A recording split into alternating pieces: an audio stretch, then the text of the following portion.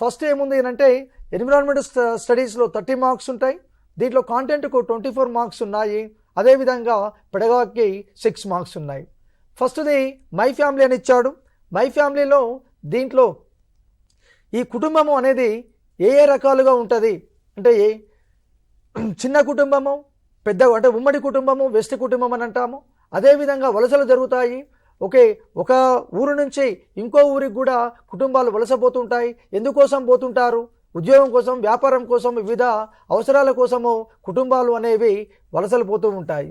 So అవి ఏ విధంగా west కుటుంబాలు, ఉమ్మడి కుటుంబాలు లాభ నష్టాలు ఏంటివి, అదేవిధంగా కుటుంబం యొక్క వృక్షం ఏంటిది, సో ఇటువంటివి మనము ఈ ఫస్ట్ యూనిట్లో మనం చూసుకునే అవకాశం అనేది ఉంటుంది.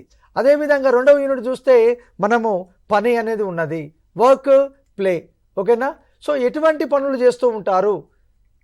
ఓకే, పిల్లలు ఆటలు ఆడుకుంటారు, పెద్దవాళ్ళు ఎవరు ఏ ఏ పనులు చేయాలనేది ఉంటుంది. తర్వాత థర్డ్ వచ్చేసి ప్లాంట్స్, ఎనిమల్స్. సో ఎటువంటి వృక్షాలు ఉంటాయి, ఎటువంటి జంతువులు ఉంటాయి, వాటి పేర్లు ఏంటివి, ఇవన్నీ కూడా మనం ఇక్కడ చూసుకుంటాము. అవర్ ఫుడ్ అంటే ఆహారము, ఎటువంటి ఆహారాన్ని తీసుకుంటూ ఉంటారు, సో వాటి పేర్లు ఏంటివి, అవన్నీ మనం చూడొచ్చు. షెల్టర్, సో ప్రతి ఒక్కరికి కూడా నివాసం అవసరం కాబట్టి సో ఆ నివాసాలు అవి ఏ రకంగా ఉన్నాయి, అవి గుడిసెల, పెంకుటిళ్ళ, డాబాల, సో వాటికి సంబంధించినటువంటివన్నీ కూడా మనం అక్కడ చేస్తూ ఉంటాము. ఎయిర్, ఓకే, గాలి. సో గాలి అనేది ఎక్కడెక్కడ ఏ రకంగా ఉంటుంది అంటే పరిశుభ్రమైనటువంటి ఒక వాతావరణంలో సో ఎయిర్ అనేది కూడా, గాలి అనేది కూడా స్వచ్ఛంగా ఉంటుంది. ఆ వాయువు కలుషితం కావడానికి కారకులు ఎవరెవరు అనేది కూడా మనము చూద్దాం. శక్తి, ఎనర్జీ, సో అనేక రకాలైనటువంటి శక్తులు ఉంటాయి.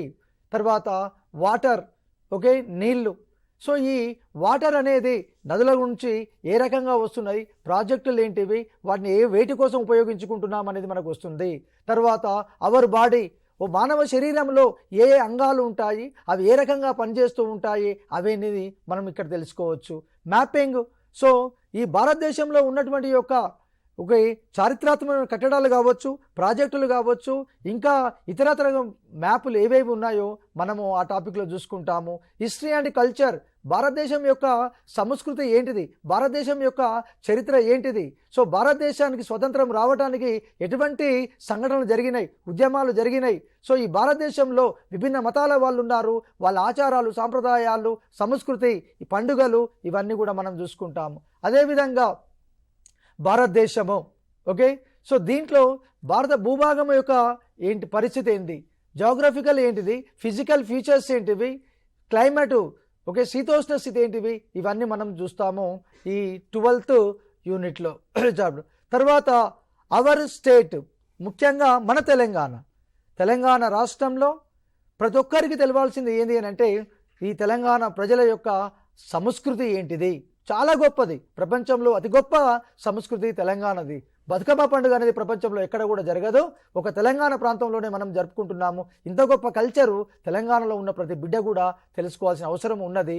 దాంతోపాటు స్టేట్ గవర్నమెంటు, రాష్ట్ర ప్రభుత్వం అని ఇచ్చిండు, సో రాష్ట్ర ప్రభుత్వంలో కూడా ఎవరెవరు ఉంటారు అనేది మనం తెలుసుకుంటాము.